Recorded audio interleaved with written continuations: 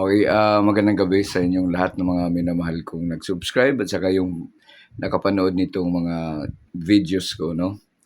Ah, sa kakadami kong pinapanood ng mga sa Senate hearing, Congress hearing, saka may mga vloggers tayo.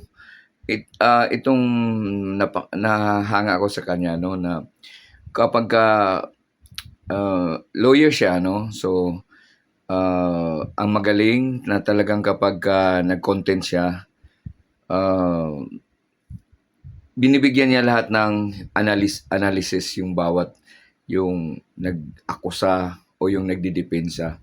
So, tulad nito ni I strongly suggest na kung gusto niyo Baka masakit pa yung tuo. Di naman siguro.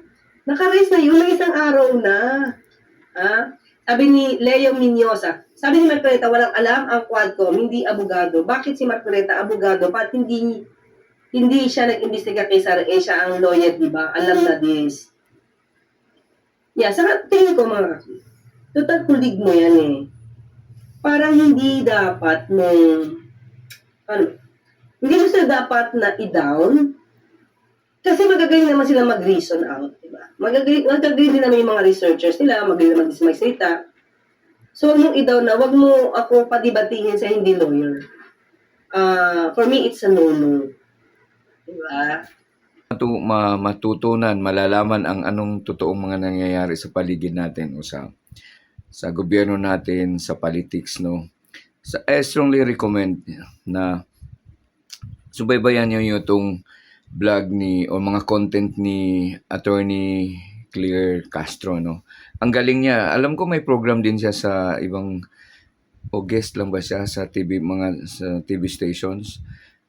Ang galing niya, matututo ka sa batas, matututo ka matuturuan ka paano or malalaman mo kung sino ang sa tingin mo ay nasa tama, no?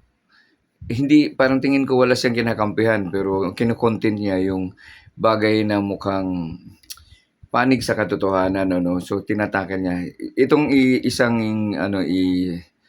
i-share ko sa inyo itong isa sa yung tungkol sa budget, no, na pinag-usapan na pinipirmahan daw ni Pangulong Bongbong yung budget 2025 na maraming mga blanco. So portion lang kasi baka ma-copyright naman ako. So bahala na kayong yung total na yung kabuuhang video na to ni Attorney Claire, no. So Batas with Attorney Claire Castro. So panoorin ninyo.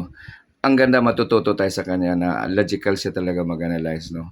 Presenting documents, ganyan-ganyan. So marami tayong matutunan sa kanya. Maraming salamat. Sana ipanoorin nyo.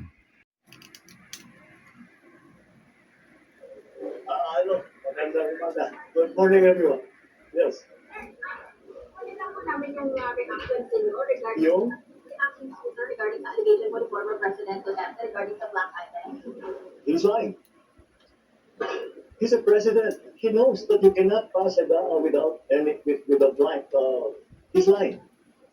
He's lying because he knows perfectly well that doesn't ever happen. Sa kasaysayan ng buong Pilipinas, hindi pinapayagan na magkaroon ng item ang DAA nang hindi nakalagay kung ano yung project at saka ano yung gastos, ano yung pondo.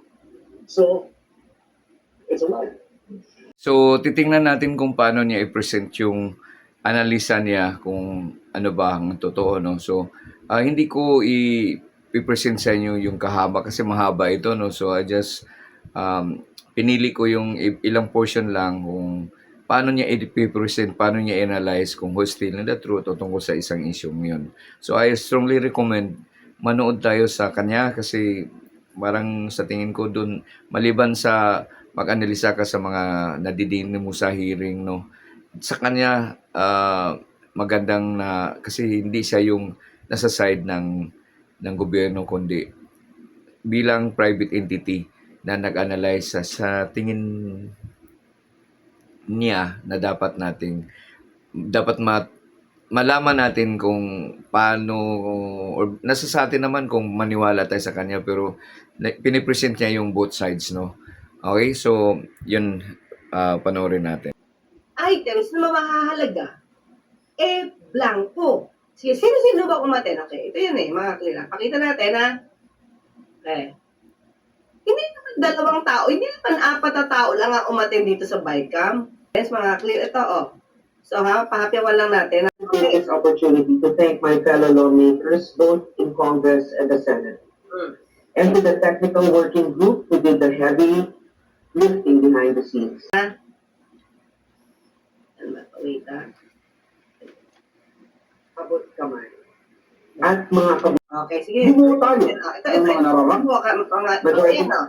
Francis Salentino, Ayan, Senate Pro yan. Wait, ha? Jingo Ha? Nakita niyo ba? Nandito rin si ano? Si Senator Taveros,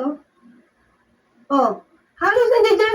Halos ka-aliado ni So, sa pinakita ko sa inyo, nakita natin na pag nagbigay siya ng opinion, may basehan siya, pinakita niya yung video kung ba't niya masabi ito or sa tingin niya.